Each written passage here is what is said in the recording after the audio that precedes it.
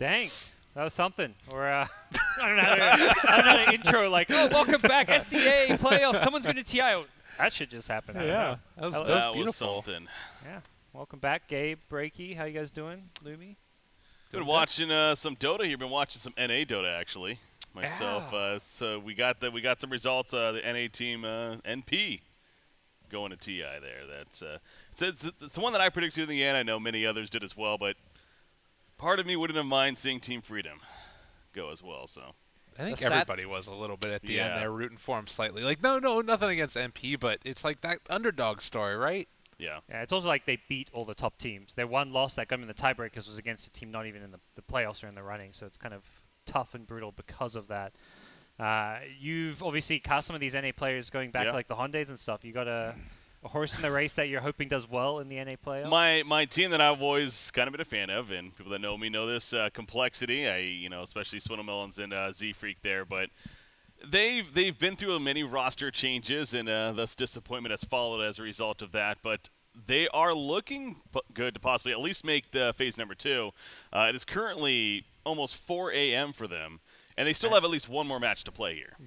So yeah, they're waiting for, I think, DC Wheel to end, and they beat DC, but they still have to beat now Wheel to actually truly determine them going on. So long, and then playoffs start tomorrow morning, I believe, at least 11 a.m. Pacific. So I think it's like 2 p.m. on the East Coast, but that's 7-8 hour break. It's pretty brutal. They'll be fine, I'm sure. I remember something like that happening in one of the other qualifiers for the Southeast Asian scene too, where like one team had stayed up late because they thought they were going to have to play in the tiebreakers, and then they didn't end up having to, and the other team went to sleep, so they only got like 4 hours of sleep before their game or something.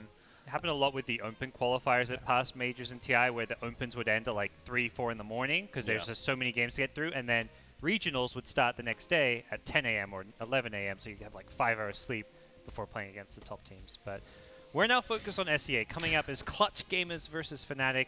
Lumi, you and Gabe just got done casting Clutch Gamers. That was on the mainstream, so maybe some of the viewers here who were here for Fnatic didn't catch that one. What did you make of Clutch Gamers and their 2-0 of Mineski? Clutch Gamer won that best of 3 series the way that they rose up as the king of the sea. They picked these lineups that are much more teamfight oriented, so think of like Slaughter plus Darkseer from the off lane, where it doesn't really fit well in the current patch because the laning is not exactly the strongest. In fact, one game they just like lost on every single lane, but then as Clutch Gamer always do, they just rely on their late game prowess and it just came back. The other game they had the Armel Invoker, which is, I mean, we don't see Invoker mid that often anymore. Only I think Team Liquid picks it from time to time. You know, when you have a really strong Invoker player, you could tend to go to it, but most teams have been going for the Pucks, the Quaps, the Linas, people that could do stuff early. And Invoker is not what I would put up on the same list of those heroes. Sure. There's a lot of people tuning in. Gabe, you casted both the 2 semifinals so far. Fnatic, they had a 2-0. What do you kind of make of their form right now coming into this TI slot deciding match? I think that Fnatic might be the better matchup against Clutch Gamers, because like we were talking about, those laning stage deficiencies that you have on Clutch, it's not so much that they are bad in the laning stage, it's just they don't draft well for it. Whereas you look at what Fnatic do and they're just run at you from the get-go. I mean, the game that we casted, there was an ultra kill by the Witch Doctor 27 seconds before the horn. Like, you know, right, I remember it's insane. And so to me, what I've saw in that game was that Mineski wasn't able to take advantage of that to their fullest extent, to the point where there's a Queen of Pain that was behind in the game by Clutch Gamers, and that's a hero that struggles to come back, but they were still able to come back through their team fights. And I think that it's really going to be a story of if Fnatic can close out the game cleanly, and if they don't end up throwing their big lead away that they should probably have if everything pans out the way that it has been so far. Yeah, it sounds like Fnatic could be more of the early game lane dominating team, whereas Clutch look for more of the mid to late game team fight. Reiki, what are you looking forward to in this matchup? Any big players? Any big things you think? Looking forward to a good series early. I mean, honestly, I didn't get the chance to cast much of Fnatic despite covering Southeast Asia here. I got to cover a little bit more of Clutch Gamers specifically, and they were a little bit, rocky in the beginning. And I know, even casting with Lumi there, he's making the strong points. So they've been kind of, changing things lately, or the patch hasn't been the friendliest for them. But it seems like they found their groove now near the end, and going in, obviously, with a 2-0 victory in their previous matchup here. They got their momentum just like Fnatic did. But yeah, I remember because I was casting some North American earlier with Charlie, and I remember coming out in between our games and watching that when you're talking about with Fnatic, where the game started and it was like 5-3 and the horn hadn't even blown yet. I mean, it's like, oh, they're setting the pace. We're ready to go, and I'm expecting more chaotic Southeast Asia. That's what I'm looking forward to. So I think I was like you. I wasn't ready for that because Cap asked me like, oh, so what's Fnatic doing? Like, are they playing like this? I was like, I actually don't know. I haven't watched Fnatic. I'm casting SEA playoffs. So I feel bad saying I haven't watched Fnatic, but there's been 8 games on at a time. You can't watch the games you miss, and the problem is a lot of the games we've been following has been non-Fnatic games. So they came into the playoffs, and I was just like, I don't know how good they're going to be. Well, you know, all the reference that we really had on that was the Skate Masters game. And so we're sitting there like, Fnatic's struggling, but then all of a sudden, you know, they finished with their record, and, you know, and now they're here in the winners finals on the verge of going to TI. So clearly they found something, and it's working pretty well. So.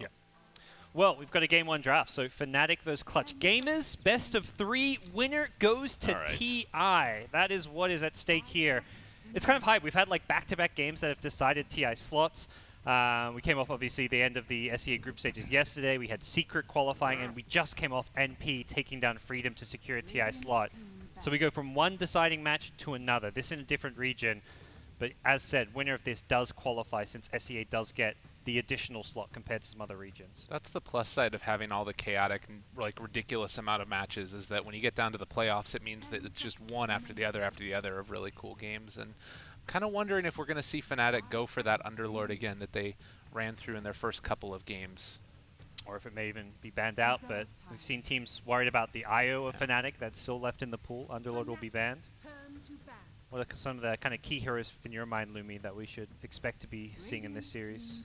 I think the key heroes are more so on the side of Fnatic in terms of dictating a tempo. So think of Clockwork, Sand King, or even the Bloodseeker. Both these teams are the teams that have been playing Bloodseeker.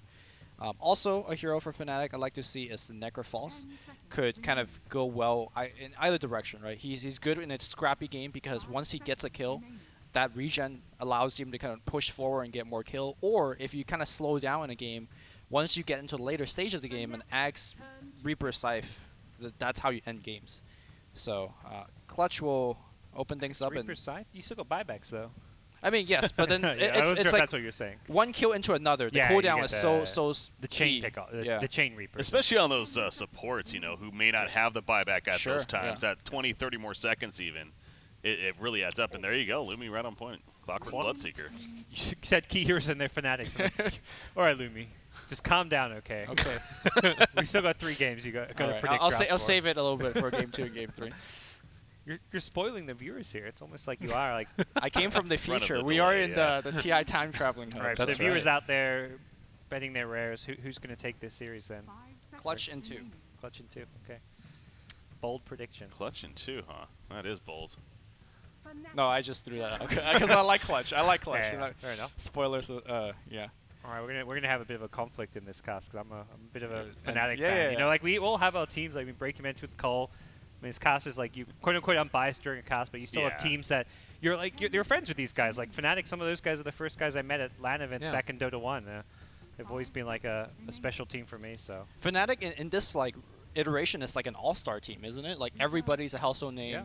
Pretty much. Except for maybe Ajit, but he was like one of the newer breakout players of the past year. I remember looking, it was the Boston Major, I believe it was, when I was kind of researching for that and, you know, getting ready for that event. And at that time, he played for Warriors Gaming Unity. And I remember looking at stats across the board of the players, and Ajit's stats were ridiculous. I believe he was the highest GPM average of any of the players going in as far as that's concerned, you know. So I think this is a very strong pickup for Fnatic, and it's clearly proven to work out pretty well for them. So he carried my fantasy team for that event. It's pretty great. Yeah, I think that it's like a lot of those teams that come together with superstars. Sometimes you have trouble gelling, but they've kind of found, I think, a good rhythm for themselves, and I think that particularly following QO's lead, or at least that style of play's lead, and all coming together under the same umbrella of thinking for how they want to take the game. And I'm wondering if we end up seeing another Febby Pudge. I think that that's something that worked incredibly well for them last game, and it doesn't even necessarily need to be a melee core like a Sven to go against it for it to work well. Anybody is going to get ruptured and hugged.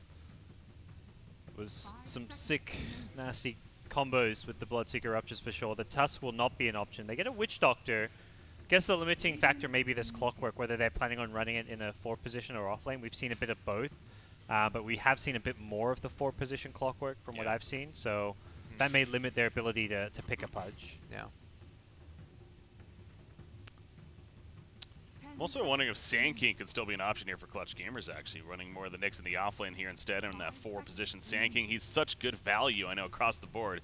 People love that hero. He's considered one of the highest, or best heroes right now in the meta, but do they really want to force that into the lineup, I guess you could argue.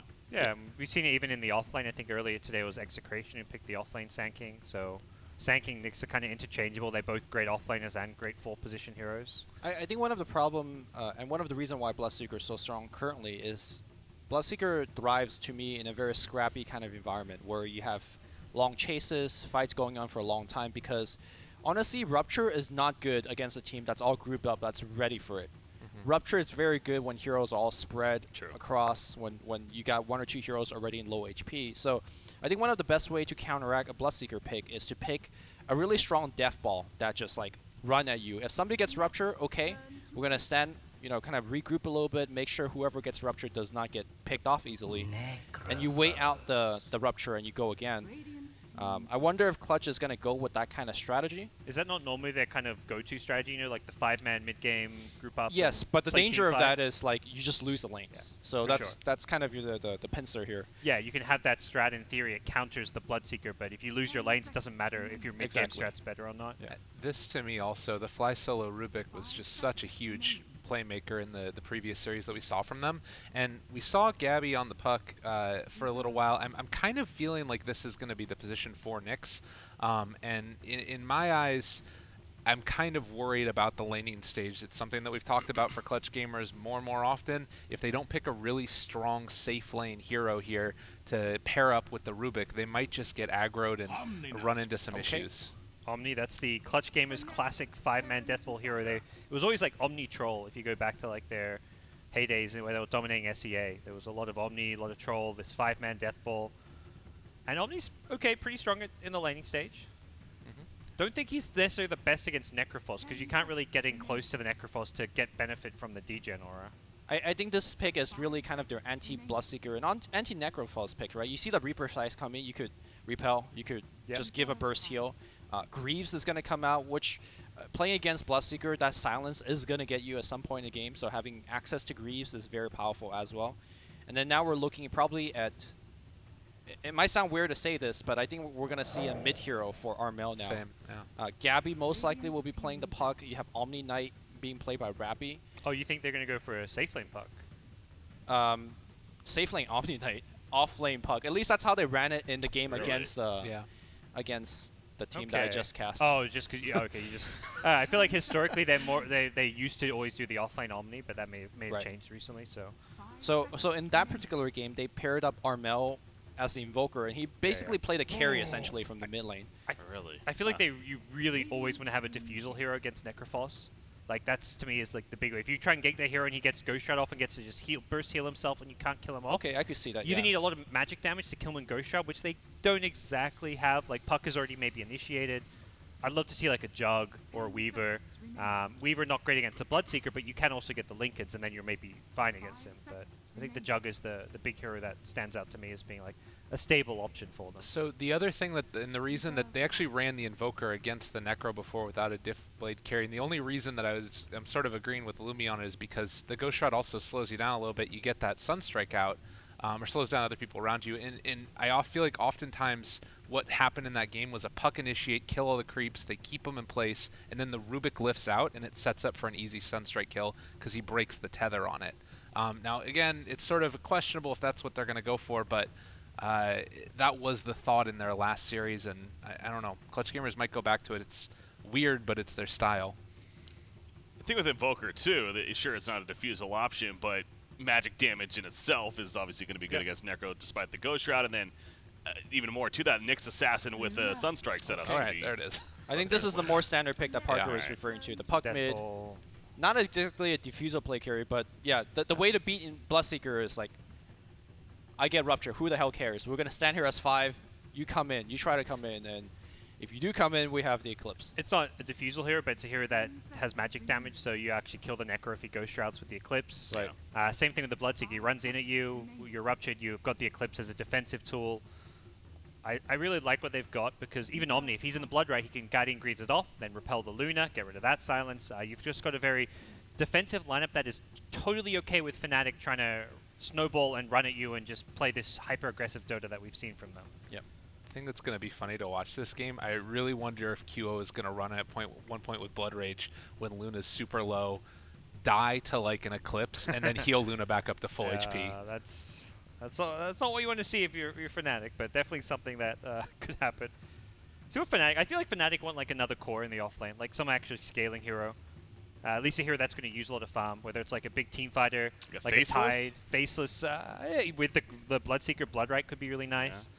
Yeah. The other hero we just saw a higher play was the Nature's Prophet. That's a decent scaling hero that can be kind of aggressive, but at this point I think they may want something more team fight oriented. I got time to think about it here, but yeah, Faceless stood out to me right off the bat when you're suggesting that at least. So.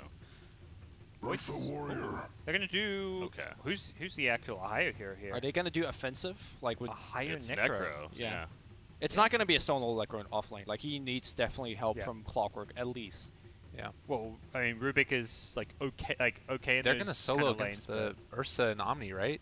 Yeah, this was the pick that it was VP who kind of popularized as the Omni quote-unquote counter at the Kiev Major, because they were versing like they had two Chinese teams back to back in the actual bracket, and both of the Chinese teams were all running offlane Omni, so they just kept picking Ursa as a counter pick to the offlane Omni.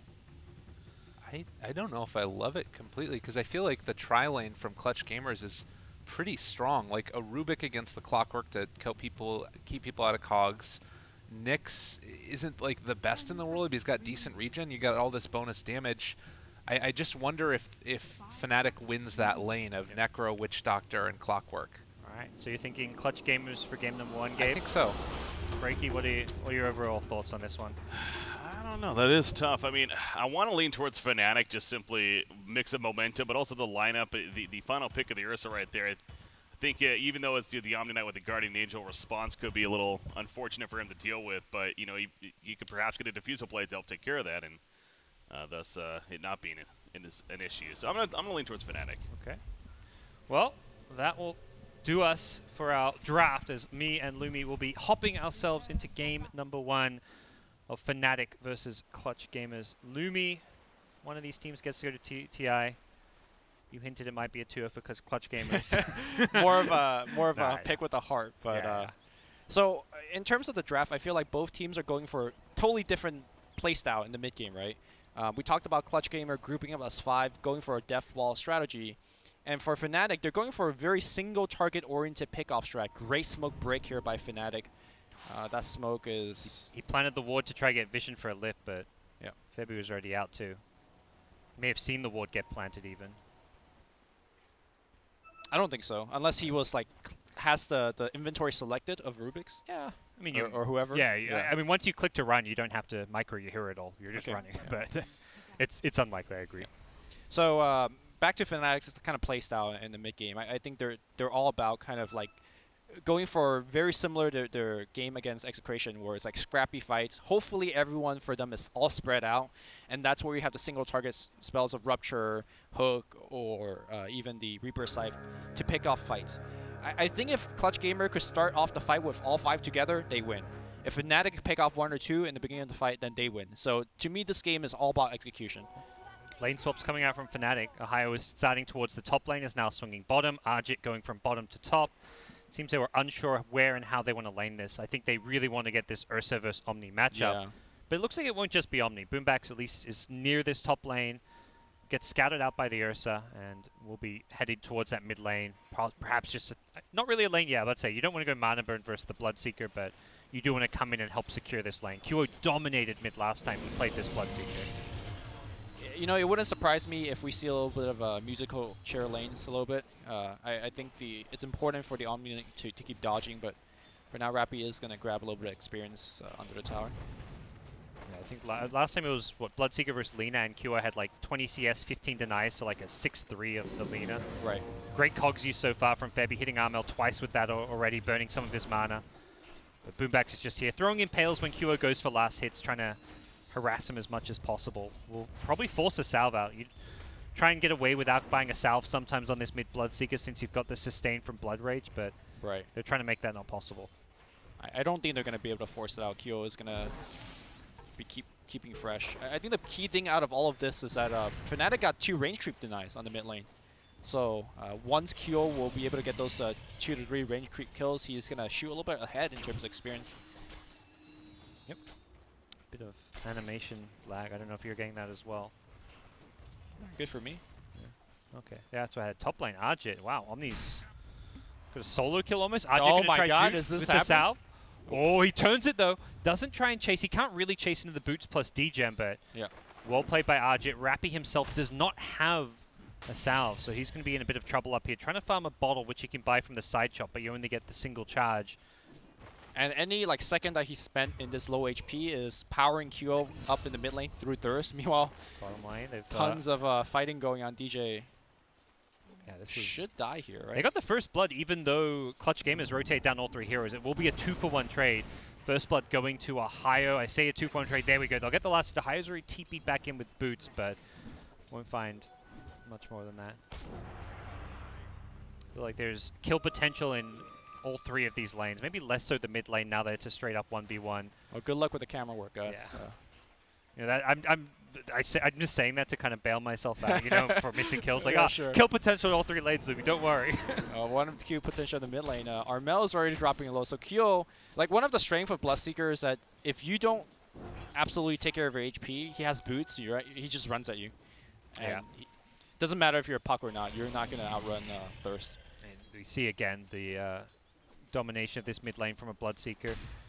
Actually seems like one of the, from what it feels like, at least time we've seen this qualifies, that Bloodseeker is actually one of the heroes that can be used mid and kind of to pseudo counter some of these squishy pucks and Linas because you just run at them. And like he almost like draws attention of like 2 heroes. Because if you don't have 2 heroes, then your lane is done. Well, mid's kind of become this 2v2 as well, so he actually gets, like in a 2v2, Bloodseeker can't really chase people down because he doesn't have stuns, but when you've got a Clock or a Sand King or a Nyx there, suddenly that Puck or Lina is actually in a very squishy position. Right. Also, I've been seeing a couple of Bloodseeker games where they don't have like a great start like that Kyo is having right now, but it doesn't matter because at a certain point you're going to get 1 or 2 rupture kills, and you have so much impact even if you don't have the best items. Bottom lane, looks like they're going to trade some kills here. Ohio loses his support. Witch Doctor is still looking for this kill. It's going to be close. Maledict tick. Not going to be enough. He's going to be able to, yeah, he's Ohio, okay. can he get away from this one? Has the Ghost Shroud, will not want to, actually uses and gets Lucent Beam. That's probably the worst case scenario. Yep. Probably just trying to get some extra regen from some Tangos there, but it backfires. So Necrophos is one of those cores I think needs to have a good start because he is, to me, somewhat snowball-based, especially if you're playing him in a core position like this. You want to, pick up either Dagon or Blink Dagger or some sort of items that can help you get further kills. Although this is an off-lane one, so maybe he's going to offer something like a mechanism. They hit the Impale. The silence is there. Orb is going to be off the mark, it looks like. Q, can he run back in? He can't. The tower shot. Boombacks. No. Oh, tried to get to Roche, doesn't make it. And now, meanwhile, oh god, QO, can he get this kill? That could have healed him up. It looks like he didn't actually get much heal out of it, but he'll get heals from creeps. Yeah, he's fine. He doesn't need to leave this lane, and Rubik will not be able to zone him out. Top lane, meanwhile, Ursa, Brown Boots, Orb of Venom. This is pretty. This is like such a weird 1v1 lane because Omni doesn't get crushed in this lane by any means. The degen does help protect you quite a lot, but Ursa similarly does tend to free farm. Yeah, you can't get close to the Ursa in the mid lane. Sorry, in a 1v1 lane. So I do want to talk about that mid fight that just happened a little bit. That fight showcased why Bloodseeker is so strong because they try to do a gank onto him, but if you don't get the kill, and since you're tower diving, you're going to be so low, he gets that burst of movement speed that could just turn around the gank like we just saw there. So you got to be damn sure that you get a kill when you're ganking Bloodseeker. Fnatic have looped around bottom lane. They want to try and find some kills on this Luna before she perhaps gets that level 6, and good angle coming in. Maledict lands. They do need to hit some of these stuns here. The cast's going to bounce around, hits the Luna once. It doesn't even look like they're going to need it to bounce back as Ohio does get the last hit for that one. Laning stage, you see the CS, it looks overall very good for Fnatic. All 3 lanes being won by them in terms of CS. They're getting some kills now as well. It's actually a 2k gold plus lead already. Yep. But this was kind of like the summary, what we talked about coming in. Fnatic, a team that wants to dominate the early game, win the lanes. Clutch game is much more a mid-game teamfight focused draft. Should Clutch gamers be concerned about how the lanes are going, or is it going to be okay for them, do you feel? I think this is kind of the expected result, like you mentioned. You got to look at Fnatic's lineup and say, like, what the hell is their objective taking heroes, right? They don't push towers. Think about high ground in a situation for Fnatic. Now, we did say earlier, Fnatic high ground is killing all of you. Yep. So, you know, knowing that Clutch gamer, all they got to do is make sure that they're making fights go a little bit better. So, to answer your question, it is going poorly, but they have ways to play around this. Just make sure you don't die in the mid game, and you should be okay.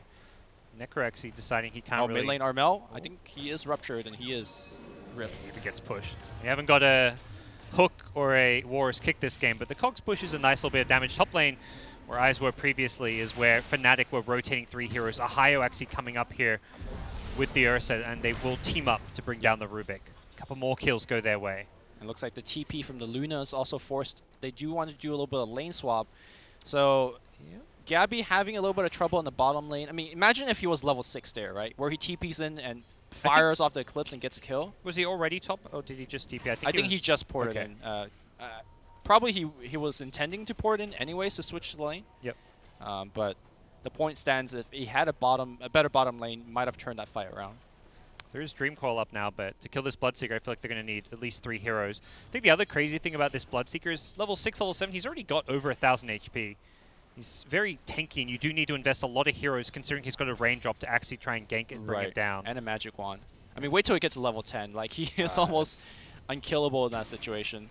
Suddenly jump to like close to 1500 top lane. They're going in on Ohio. He does Ghost Shroud Magic Wand up. He's picked up a casual cloak as well, looking to turn it around. Nice Impale does land from Boombacks. But Ohio is tanky. He needs the Reaper kill if he wants to get some extra heals coming in. Gabby, as you said, no Eclipse. This is going to cost him. Ohio, can he get the Reaper? He does not get credit to the kill. That really hurts him. They see Fly solo thanks to the Bloodseeker, so they get the extra kill on top of that. This one does go to Ohio. There's the regen. Plus 52 HP and mana regen. Look at that build. He's going to go into Rod of Atos earlier, but those bracers definitely made the difference there. I think this is like the build. You just go these utility items for the team. Bloodseeker and Ursa are the damage. You just want to frontline and soak up as many spells as possible. I mean, there are different ways of frontline. Like, I think earlier today, the team I just cast now, Fnatic? No. Mineski. Solo kill attempt on the mid lane. He was ready for that. He's like, oh, you're going to go on me? I'm just about to get some heals. Right. So the Necrophos in that game went for Hood, which is a different way of tanking up, especially against heroes like Puck and Luna. But this game is going to be the Rod of Atos. So well, he's getting the Hood with double bracers into Hood. So and then he's going double protection, no problem. Yeah, then he'll go back for that Rod of Atos later. It's a pretty big, expensive jump. Whereas the Hood is like 1,800 gold, and you get a huge amount of survivability because you get the extra cloak ability or whatever it's called as well. Coil being expended on the mid lane. They are getting desperate. This is a 4-man gank attempt. They are going to get the kill, but they need to get a tower off of this to make this kill happen. Or, worth it. Imagine they aren't going to get this. Maybe some damage at most. But Febby is ready with a hook shot. Oh, what a hook. Yeah, catches 2 inside the cogs as well. They'll try and break their way out. Imagine, but Cask is there. Okay. Rappy with Repel. Could also guide Angel. And they're going to look to turn this one around. Can they kill Arjit? Doesn't look like it. The Reaper will not finish off Fly Solo. They need some magic damage to go through this GA. Ahayo's going to Ghost Shroud himself up on the front lines. Getting fairly low. Needs to be a bit careful here. He's still alive, though. Throwing out those heals, keeping his team nice and healthy too. Oh, Bloodseeker's in. Look at his movement speed. Go, race car, rupture on one. Rappy is going to be dead, I think. No, he heals himself up. Okay, looking pretty good. Impale trying to turn down the fight. Here comes that Eclipse. Is going to get up the kill. That is a key one against the Bloodseeker. That's 2 kills in a row. And now Luna perhaps still staying in the fight. Armel has some decent mana pool left, especially with a full magic wand. He's looking to bait a little bit more. Boomback's going to go down. A heal bomb gets the one more, and now they want DJ. DJ should go down as well. This is a mid-game fight to swing things around, and in that fight, you see the power of Omni Knight versus Bloodseeker. Against any other hero, Bloodseeker gets that kill, and then just runs to clean up the whole team. But even the initial hookshot in, the Omni Knight saves them there. He's able just to get them out, he repels, and then he Guardian Angels. The Bloodseeker respawning and not being able to kill him is one thing, but I think the earlier stuff, Omni was huge. Yeah.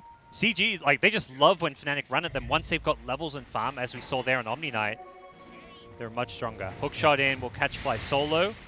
Does have a lift. I was about to say he waited. Oh, the heal! He was trying to bait.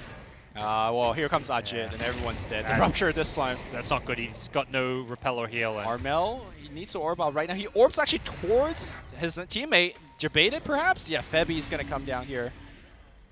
And that is a good turn. Now, despite the fact that Clutch Gamer did win that somewhat big engagement, they need to slow the tempo of the game. The only reason they win that engagement is because of Eclipse. So I think it's time to pump the brakes a little bit, wait for the cooldown, and select a better fight later on. Yeah, I'm definitely on board with that. And we'll see how Fnatic look to play while it's down. It's just about a 1 minute window without Eclipse, so may eye off something like a Roshan, but no Morbid Mask on Ajit. He's actually not all too farmed on the Ursa himself.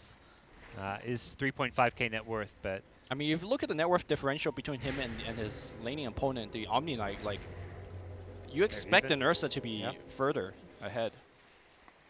Well, that fight perhaps the mid lane helping turn things around for the Omni, who is queuing up a Midas, perhaps just eyeing off the late game. He is getting ganked here, but it's going to be the Rubik who gets ruptured up. Omni doesn't even try and save him. I like that call. Just, you could have gone in, thrown a heal and a repel, but chances are he's going to die anyways, and you will join him in death if you get caught. Oh my god, he really wants a bounty rune. He gets it, but perhaps a little bit greedy? No, he's good enough. They got no catch without the hook shot, it looks like. Oh my god, Rappy, okay. Rappy like just runs past multiple heroes, now gets an illusion rune in the river. No respect whatsoever. Meanwhile, Ohio gets a tower, and you can see that Armel trying hard to even things up. They're trying to take towers while defending towers on the Fnatic side. They get the bottom tier 1, but they've got to now focus on defending top and mid. Top is under control of the Ursa, although Boombax has rotated in with a Vendetta, and a lot of Clutch Gamers heroes are collapsing on this top lane. Yeah, Luna right now is trying to shove the creep wave in, and they could pincer him and get a kill under the tower. They know he just TP'd, so he's actually trapped up here. Ooh, I believe that... Oh god, yeah, they saw the Nyx assassin, and now the Rainbow TP's coming in. This is not the fight. Sack the Nyx if you must. It's time to get out. He may just look for a TP on out. The tower range, he's just out of it, gets hit by the Malekton. Right, there's a sentry. But they still, actually get away still. If he gets, he's going to be out of sentry range. Oh, but he doesn't know that. Is he going to just pour it out like this? Sure. All right. Good play. Clockwork Hook, maybe cut a couple of people off. I think overall, Fnatic still achieved what they were looking to do. They wanted to take towers while defending towers, and they do just that. So I think even though they had to like double TP top and they don't get a kill, it's still ultimately a success. Veil into a coil, the Bloodright trying to keep himself alive. Well, he's going to get saved by Clockwork. Okay. Two-man Cogs doesn't go for a rupture. He looks like he just doesn't want to turn around. No shrine to fall back to. At least not as far as healing himself back up, and QO with an Urn Charge will be healed back to at least reasonable HP. Can they defend this mid lane without a hook shot? They do lack some initiation. And it looks like Fnatic are just intent on kind of trading towers. They're chipping away at this top one. It's still very healthy though, so they're not getting it in any kind of quick fashion here. But at the same time, Clutch Gamer is making like no plays to actually defend the tower. I hear the Rupture going off. Looks like Fly Solo is going to pour it out. Speaking of which, Fly Solo is still level 4. We are 14 minutes in the game. He needs to just get a lane to himself, but every time he's got a lane to himself, he gets like ganked. Yeah. Meanwhile, DJ looks like he will just get orbed down by Armel. Armel, throughout all of the Midas of Chaos, is 6-2, which is not bad. Very impressive. Not bad indeed. So, I feel like I said this a lot, but this just feels like a really rough patch to play 5 position on sometimes. Getting your levels just seems harder than ever. Yeah. Mid tier 1 tower looks like it will be claimed now. Witch Doctor's still dead. Hookshot in a couple of seconds, but the tower will drop before anything can happen. Fighting into the Omni Knight is very dangerous and tricky at this point. Luna was not there, but could also TP in that mid lane. The tower is being very close. Expended his orb, but now will get hooked, and this should be a Reaper kill. How actually lacking mana from it. A couple more points. Are they going to wait for it? Reaper's going to come through. Yeah, that's going to be good. Did they have Arcane Boots, or he was just okay? It was a he was very close. He was like at 165 or something, and then he popped a magic stick. Pretty big misplay. Kill. Yeah. Definitely hurts that puck quite a bit. It was his Blink Dagger though, so I guess he just wanted to. He got greedy, found one more creep wave to finish his blink. Doesn't lose money, but still feeds away a pretty big kill. And 6 kill streak to Ohio. Yeah, and does set Fnatic up to take this mid tier 1 tower now.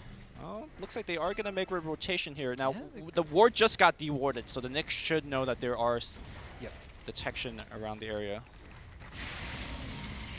Nyx He's lurking around in the side. He's going to throw an impale. Needs to be careful here. There's no hook shot to worry about. But this tower is very important. If they lose this tower, Ajit has a lot more freedom to take the Roshan. So that's why you see Clutch Gamer, despite losing the puck, they're making a huge play. They're going to smoke up with the puck now. This blink could catch Fnatic by surprise. QO likely the hero they want to initiate on. Tower's going to get denied, and you can see that neither team is still leaving the position of the area. That is a juicy coil if he can find it. FaZe blink in, goes aggressive, but only catches one with the coil, does not catch QO. God. And he's ruptured. Oh, he's in the God. Roach Pit. He gets repelled up at least, won't get silenced, but QO can just right-click him down. He'll do so. Oh boy, that's not what they wanted, Lumi. Rappy could not bail his puck out of that situation. He's might be dead himself as well. The hook is not going to connect, but still. That is 2 kills. Tier 1 did get denied, but the true objective here, like I mentioned earlier, is going to be the Roshan. So time to split up and farm, man. This is not the time to fight anymore. Febby is level 10. This Clockwork has been incredibly effective. He's 5-1 and 10. Holy cow, Febby's actually owning so hard this game. Yeah. And just the farm and levels on him is also pretty ridiculous at this point. It's rare for me to see a game where Febby isn't owning. Like, he is the rock for Fnatic.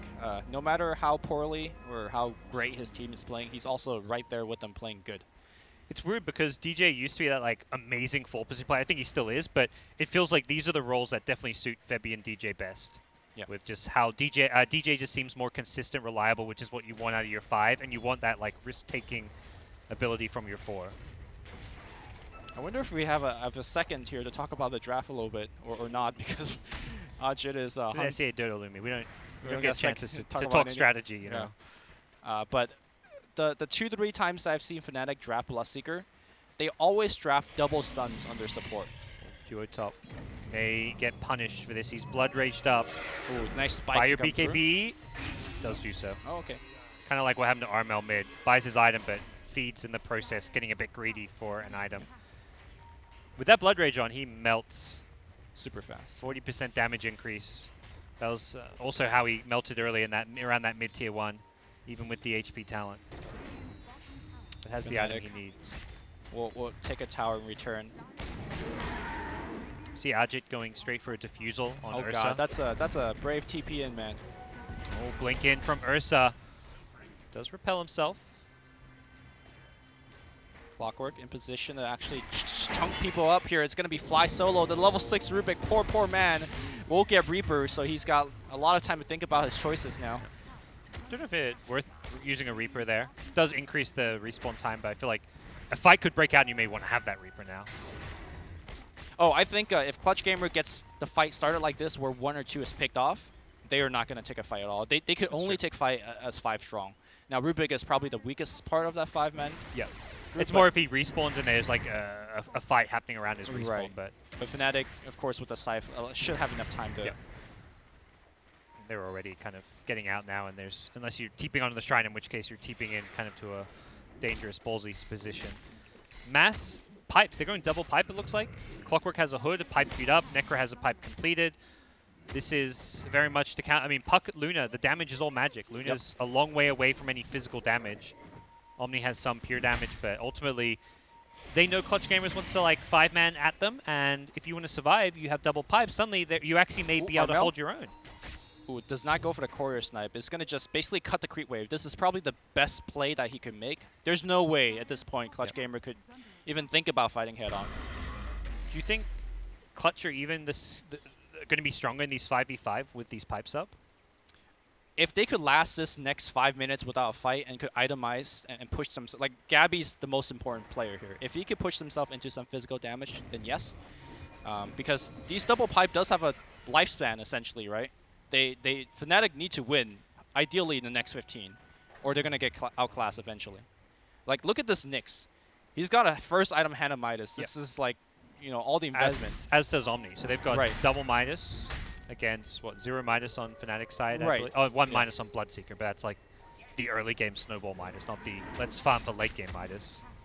And this is kind of what I touched on earlier. Both teams is going to have a vastly different playstyle and strategy, and it just comes down to, like, Clutch Gamer just want to voice fight, split push, and wait till late game. Whereas Fnatic wants to go just find 1 or 2 pick off and just, like, you know, get them and win. So everything is about early game here for the Fnatic side. Playing very cheap cost-effective items. Like just seeing Necro with like treads, double bracer, tanking up as much as possible, strength talent even.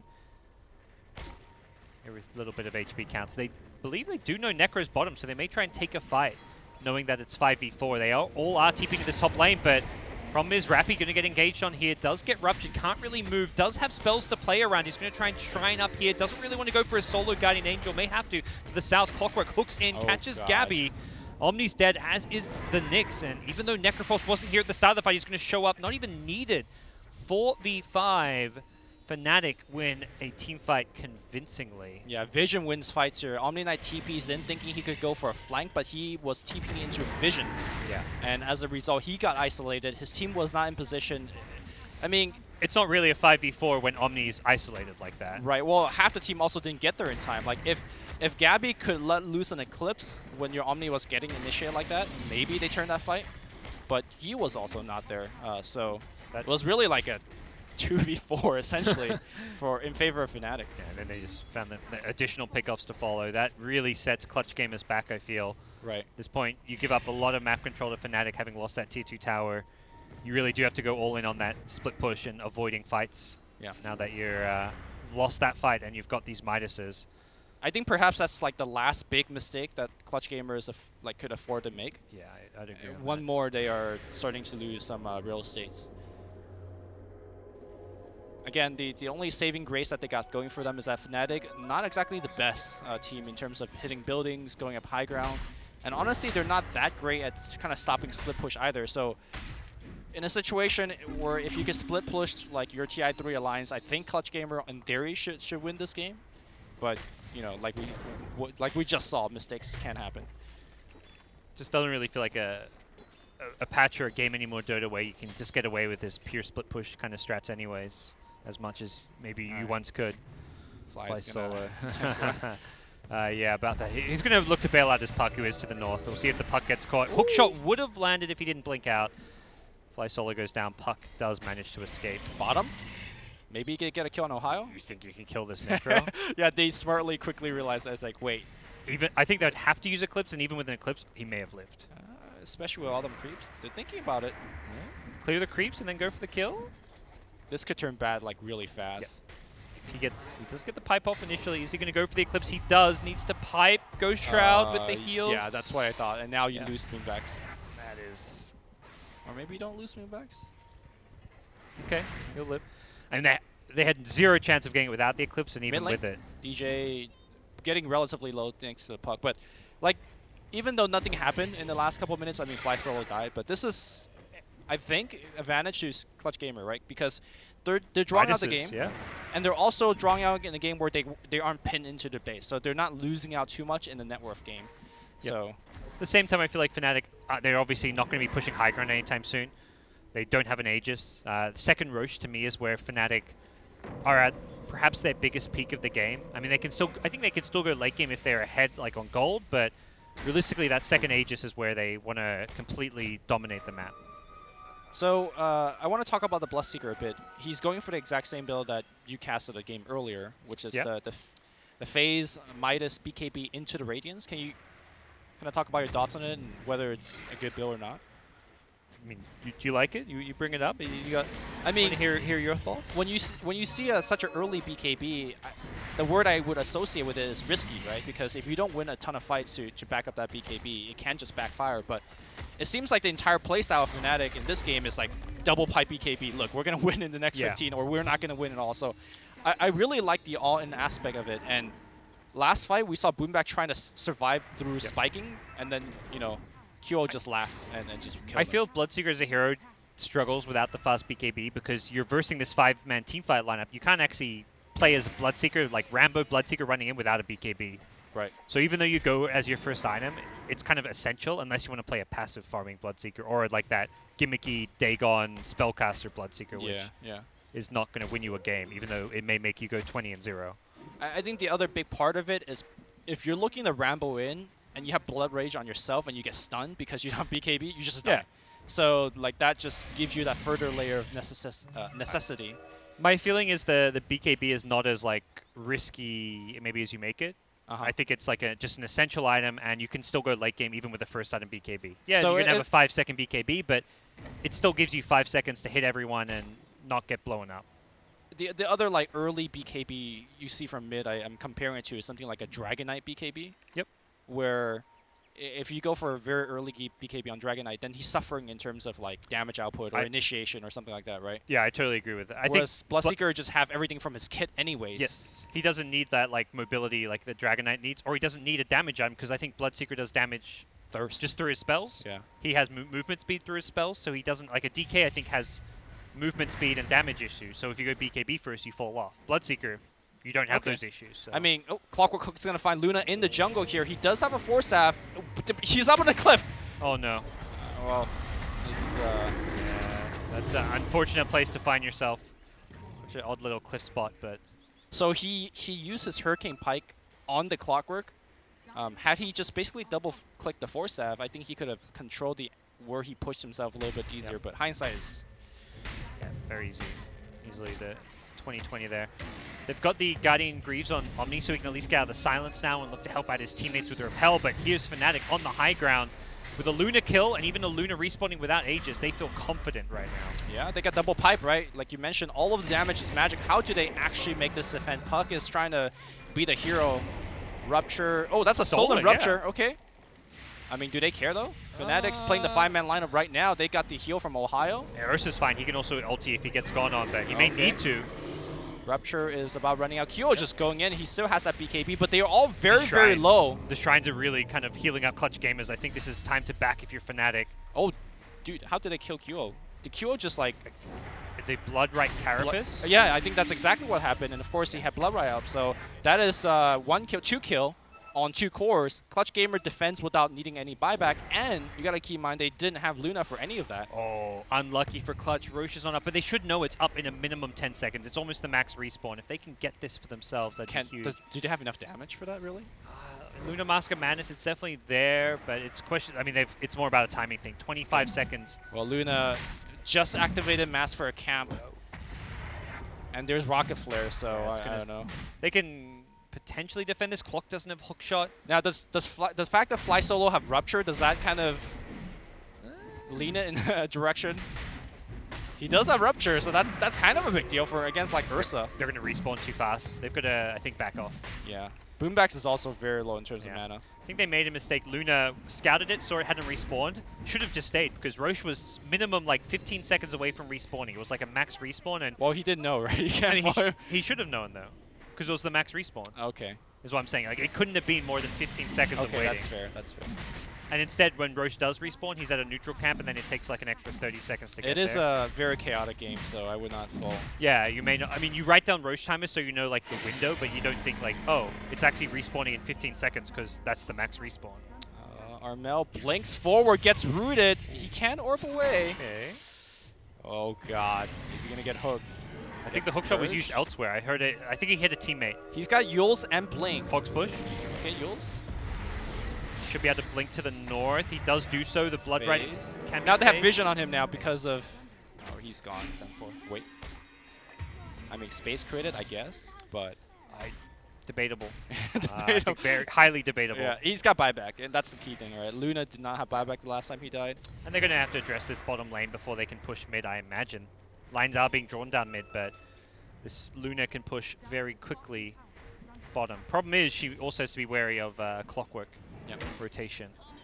Man, like, Clutch Gamer is playing on a razor's edge right now. They are out of mistakes. Boombax, by the way, if he could finish this Aghanim Scepter, that is... Do you sell your magic stick? Stick? Yeah, sell your stick. Go. Like, you need this. This is an Aegis push that could take a lane of He sells sticks. He buys the... he needs to regen right now. And Rupture we might need a buyback on... well, he's got Aegis, so I guess Killer doesn't care too much. Killer gets ruptured, but yeah, that was just trying to use it before it expired. And we were going to BKB, but not sure if that was the best time to do it. They want to kill this Ags Nyx. They know he's going to be such a problem if they don't. He is underneath the shrine. Can they burst him down? Yes, they can. Yep, and it goes the highest way. He's going to get all that regen, and Nyx, no buyback. Yeah, Puck will come back right now. I wonder if he should have just bought back. They are going to lose at least one lane of Rax. There are no tier 2s on the other lane, so they keep going. Puck goes back, blows up the creep wave, so Eclipse can be a threat. They also are out of Shrine Juice at this moment. that last push pushed all of out of it. So I mean, they use those shrines to have a great high ground hold, but then the Aegis push comes. Yeah. Not securing that second Roche, I think, is going to come back to haunt Clutch Gamers. all right, well, I guess it could have been worse for Clutch Gamer. It could have lost more buildings, but let's reevaluate the game again here. Like, does Fnatic have enough of an edge to just close out the game, or do you think? You see the gold lead; it's pretty small right now. Just For 3K. taking a Rax, right? It's under 3K now. It's like right at, yeah, there we go. It was actually Clutch Gamers favored before that, with Rax money and everything. Going late game, I mean, I think the nice thing is, yeah, you think their cores, like, none of them are like, they haven't got the big 5-man team fight late game lineup, but they've still got 3 good scaling cores, Bloodseeker, Ursa, and Necro. Even if they are cores, like Ursa kind of theoretically falls off a little bit, it's not like they've got like a offlaner like a Clock or a Bat who's not going to scale as well. Sure. I mean, scaling matters, though, if you have the gold to back it up. And in a more static game, I think Radiant just farms far more efficiently, farms faster as well. So that's something to be concerned about. I like how Rappy Guardian Grieves a creep wave up top because it was all going to die to a Radiance illusion that was just chasing around. So no gold for you. A little bit of something, I guess. But Fnatic going to push in the bottom wave. They still had the Aegis. And this time around, the Nyx Assassin needs to, again, make something happen. Yep.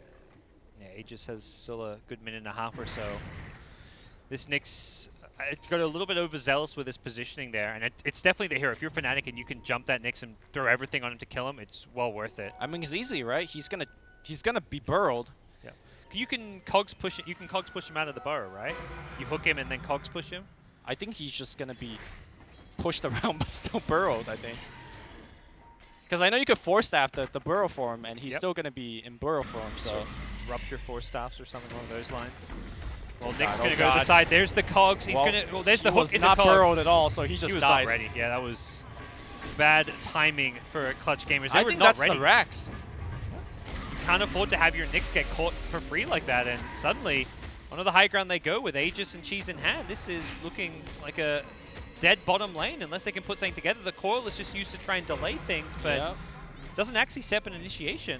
Again, they could do all of the Waning Rift that they want. They have a Necrophos healing up. Actually, Ohio's porting out because there's some ratting going on. They cancel the TP with the Yule Scepter. We might get a base race on our hands. Gabby's got top racks. There's no point defending top anymore. Okay, now Kyo going hard on the building right now. The Reaper Scythe does not get the kill. Looks like the Shrine Juice is going to be back, and now they are looking to make a defense. Here comes a 4-man Raining Rift. They will lose the building. Here comes Gabby back in the fight. He has Eclipse available, and now that is a lot of blood right on the ground. Kyo will go down. That is going to be Zajas, but here comes the Eclipse. Febby in a lot of trouble, but Gabby perhaps in a little bit more. Guarding Angel and a hook back in. Febby throws his life away, trying to actually kill Gabby. Gabby life stealing a little bit, getting his glaive bounce around. He will go down. Boomback comes back alive with the burrow form, but I think it's perhaps a little bit too late. Buyback on Armel, and they have buyback on the Luna if they want to use it. Boomback walks forward, gets off a spike thanks to the Radiance Burn. Kyo might actually go down, and Coil is going to keep him alive, keep him chunked in as well. We do have Ursa popping the BKB, getting the 1 kill. Now looking at Rappy. Rappy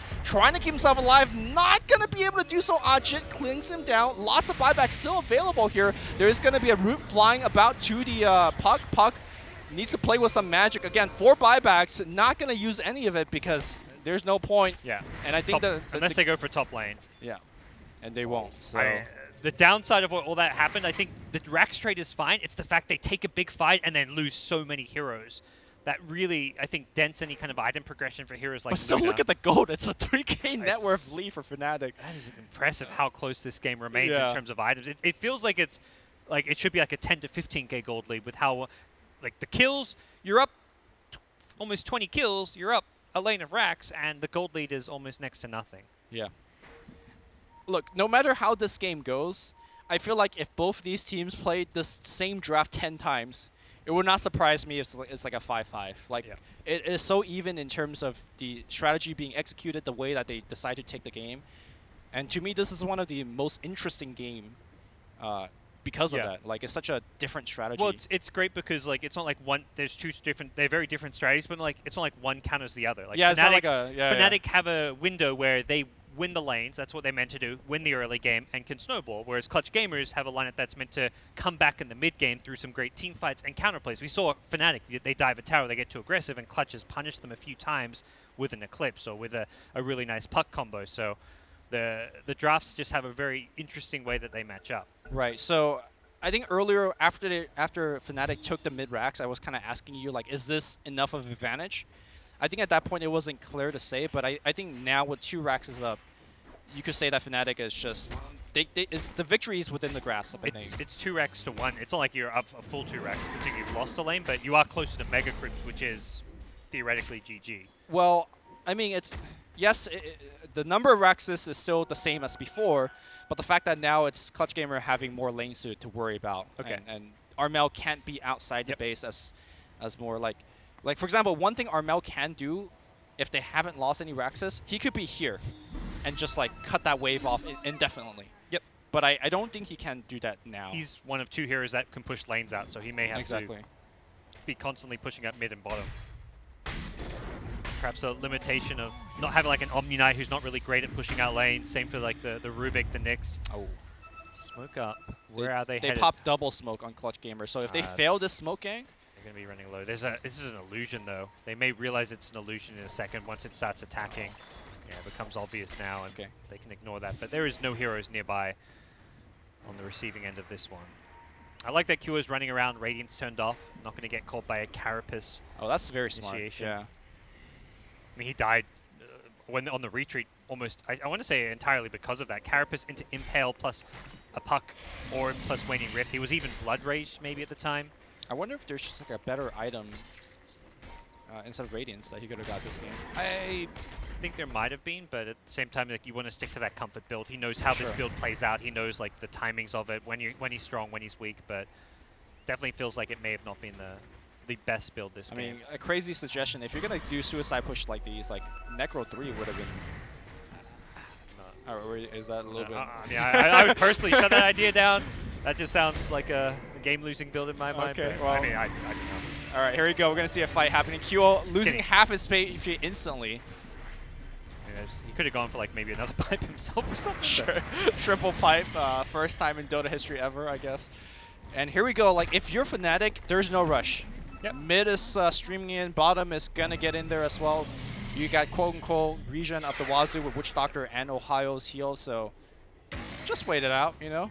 Last time we saw the Manta from Q, may see that just to start Illusion, chipping at the buildings. It's a possibility. But Nyx is going to set up camp, and I think for Fnatic, it's like, let's just maintain position up here. We don't have to commit to a high ground push. Eventually, Roche will respawn. But while we're waiting, we may as well keep Clutch Gamers in this top lane, because while keeping them top, mid lane and bottom lane are going to gradually inch closer and closer to Clutch Gamers' high ground, and that's where securing Roche becomes very easy. Yeah, you can see Kyo drawing lines like, hey, look at mid and bottom.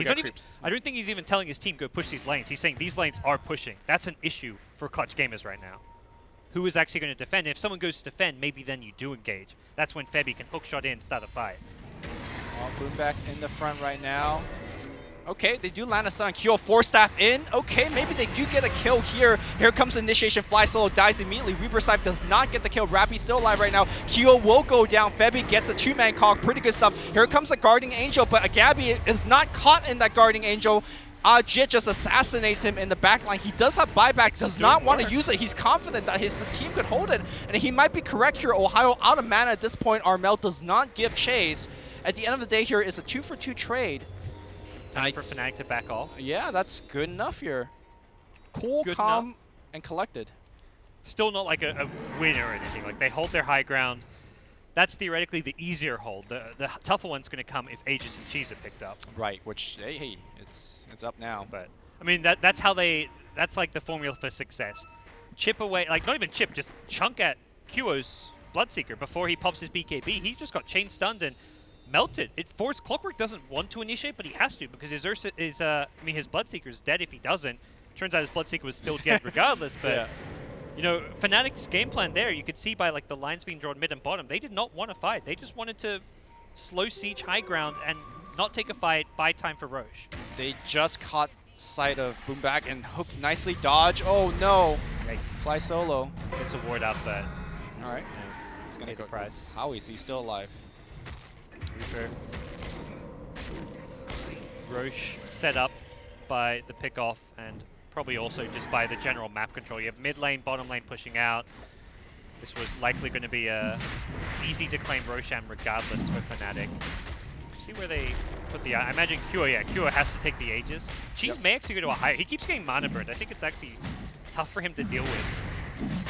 Limits his ability to use Reaper in some of these fights. Sure, especially when you start off the fight like with Scythe, and when you don't get the kill with Reaper, you're done, right? So I do want to bring the point to the next one, which is somehow, someway, Fly Solo, despite all of his heroic play, has got himself to a Glimmer Cape. We're looking at only a level 2 no field right now with Glimmer Cape. That's enough to guarantee that the Scythe does not get a kill. Yeah. So Fnatic trying to do something sneaky. They showed QO top pushing the lane, but they right outside the Radiant base looking for pickoffs. They've got great ward coverage around the area. Boombacks has been spotted. Can they jump him? Oh, this where's is bad. some 4 staffs? They need it soon. He's got a Yule Scepter. He uses it aggressively and forced to the high ground. He's back in. That was a scary moment. Necro could not get close enough for a Reaper, it looks like. He does not have a Blink or a Force Staff. And I like that play a lot. That was kind of like, hey, if we get a Reaper kill here, we almost win the game. And if we don't, it's I think they very actually low cost. do win the game. With Nyx having no buyback, he's a key defender for Clutch Gamers. All right. Boomback, get comfortable in that spot. Burrow down and do your thing. It's going to reposition around mid. Kua, what is happening? This is the game plan we saw at top lane. Burst down Kua. Oh, but Nyx. Uh-oh, that's a key okay, hero. nope. Yeah, he is repelled. He's going to use himself to dodge one of He's that. ruptured though. He still could be in a tough spot here. BKB is running out for Kyo. He breaks the link, and the pair will not hit. They can just again load it, front load everything onto him. And I think Fnatic have to back off. They need to wait for BKB. They're going to look to chase. Ohio's not the best target to perhaps go in and Arjit. He actually is ready to engage. Oh, he does not make it up the hill. We'll get okay. Repel.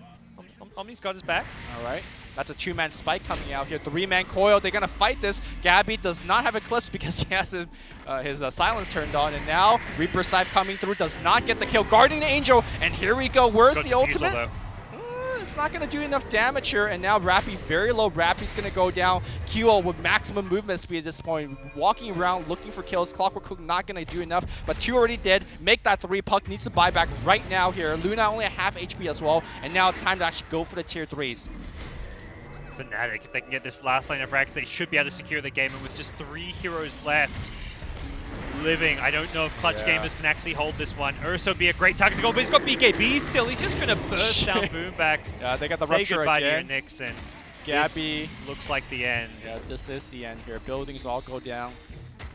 Great play from Fnatic this time. They did struggle a bit pushing high ground. We saw how quickly Bloodseeker could be burst down, but that's always the nature of these Fnatic drafts. They're not drafting for the high ground push, they're drafting for the lane dominance, the hero killing prowess. Yep. And they do excel in that area. While QO did die a few times from the burst damage in the teamfight of Clutch Gamers, ultimately his deaths were not in vain. I really love the way that Ohio itemized his Necrofalls, especially with a Scythe pickup. I mean, I think a lot of players would have just finished the Shiva's guard that he had to play now for. But I think the Scythe in particular just added one more wrinkle of spells that they need to protect. That had to throw a repel maybe when at a time he didn't want to use it. Exactly. Like he was so pressured to do so much. So very nicely done here by Ohio and the rest of the team. That's a good win for Fnatic. They take game 1, now just 1 game away from qualifying. But this was like TI. a great close game in my opinion, right? Yeah. Arjit 15-0 10, and 10. That's a big Ursa performance. Considering the kind of lineup they have that's looking to face rush into Clutch Gamers, and they were playing that super aggressive Dota to not die a single time as Ursa. He didn't get a single Aegis as well, keep in mind. That is definitely an impressive stat line. I think the argument to be made there is that Kyo just commanded so much attention. Yeah, they thought have he to was start the the problem. fight Yeah, by killing Bloodseeker, and they have to kill Ohio. So Ursa surprisingly was he was the 3rd one into a fight normally, you know? Yeah, it's that's not normally you think Ursa, you think the first one. in. Yeah. That's the thing. I don't think QO, while dying and getting bursted down a few times, I think he still fulfilled his role. For sure. I think Febi's Clockwork, perhaps MV. I think him and Arjit were probably the 2 stand-up players, partly because they're heroes they roll, but definitely the 2 biggest playmakers for Fnatic in this game. Yep.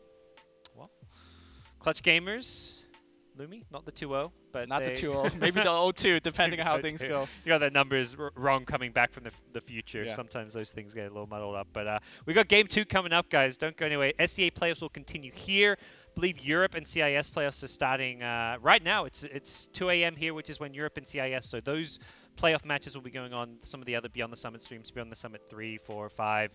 Open up that Twitch directory. You'll find them somewhere. We'll be right back with game 2.